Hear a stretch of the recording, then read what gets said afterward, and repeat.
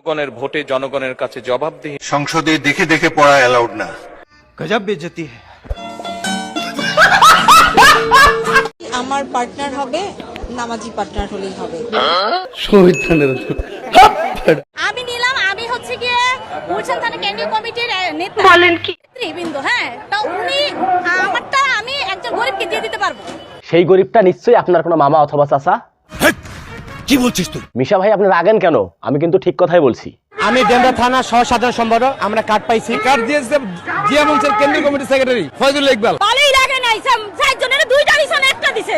যেখানে সরকার ঈদ উপলক্ষে গরিবদের জন্য বরাদ্দ করেছেন, সেখানে এমন পাতি নেতারা তাদের দাপট দেখিয়ে একাই 20 থেকে 25টা পর্যন্ত নাম নিজের পকেটে ঢোকাচ্ছেন।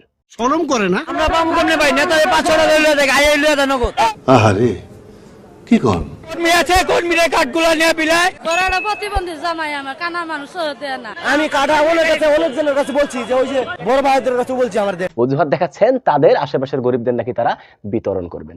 খোঁজ নিয়ে দেখুন, সেই গরিবরা নিশ্চয়ই তাদের কাকা অথবা মামা। নিঃসন্দেহে তুই ঠিক কথা বলেছিস। 8টা জায়গা বয়ে রয়েছে সিরিয়ালে মানুষ, এখন মনে করে কইতেছে ভালোই লাগে নাই, চারজনের দুইটা দিছেন, একটা দিছে, একটা রাখা দিছে। তাহলে এখানে যারা অনুদানের জন্য এসেছে সবাই নিশ্চয়ই অনেক ধনী। এভাবেই যুগের পর যুগ, সরকারের পর সরকার গরিবদের হক মেরে খাচ্ছেন এমন পাতি নেতারা। লজ্জা লাগা দরকার। এরা এতটাই নির্লজ্জ যে মাত্র 10 কেজি চালের একটা অনুদানও হাতিয়ে নিতে এদের কোনো লজ্জা করে না। কি মানুষ রে বাবা! আসুন যার যার এলাকায় আমরা এমন পাতি নেতাদের চিহ্নিত করি এবং এদের আলাদা একটা ট্যাগ দিই। অনুমতি দেওয়া হলো। জামাত ইসলাম একা ইলেকশন করে যদি 5টা সিটও পায়, কি কোন? আল্লাহকে হাজের নাজের জেনে বলছি যে আমার রাজনীতি শিখা হয় নাই।